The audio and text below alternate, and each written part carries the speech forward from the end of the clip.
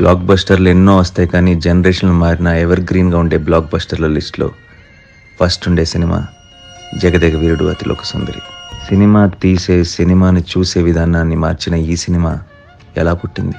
అశ్విని దత్ గారికి ఏనాటి నుంచో ఎన్టీఆర్ జగదేక వీరుని కథ లాంటి ఫ్యాంటసీ సినిమా చిరంజీవి గారితో చేయాలని, అది తను ప్రేమగా బావా అని పిలుచుకునే రాఘవేంద్ర గారు మాత్రమే తీయగలరని గట్టి నమ్మకం ఉండేదట. ఆఖరి పోరాటం తర్వాత చిరంజీవి గారితో సినిమా అనుకున్నారు దత్ గారు. ఆయనకు క్లోజ్ ఫ్రెండ్ అయిన రచయిత కో డైరెక్టర్ శ్రీనివాస్ చక్రవర్తిని రాఘవేంద్రరావు గారితో తిరుమల పంపించారు. సరిగ్గా ఇద్దరు తిరుమలపై ఉండగా అశ్విని దత్ గారి మనసు తెలిసిన శ్రీనివాస్ చక్రవర్తి, దేవకన్య భూమి మీదకి వచ్చినప్పుడు ఆమె ఉంగరం పోతుంది, అది చిరంజీవి గారికి దొరుకుతుంది అని జస్ట్ ఊహామాత్రంగా చెప్పారు. అది రాఘవేంద్రరావు గారికి బాగా నచ్చింది. దత్ గారి కళకి దగ్గరగా ఉంది, ఆయనకి నచ్చింది. మరి జగదేక వీరుడికి జోడీగా అతిలోక సుందరి ఎవరు? అందరి మదిలో మెదిలిన పేరు ఒక్కరే, వైజయంతి ఆస్థాన నాయక, వెండితెర దేవత శ్రీదేవి. క్రేజీ కాంబినేషన్ సెట్ అయింది. దానికి తగ్గట్టు కథను తయారు చేయడానికి వైజయంతి మూవీస్ ఆఫీస్లో రచయితల కుంభమేళా ప్రారంభమైంది.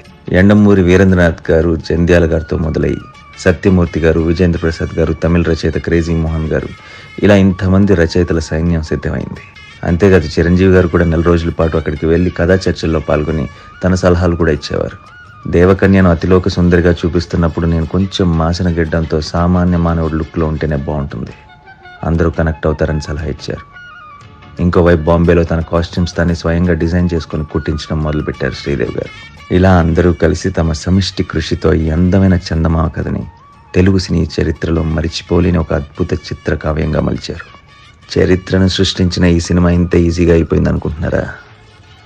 లేదు మానవా, చాలా జరిగినాయి. Stay tuned.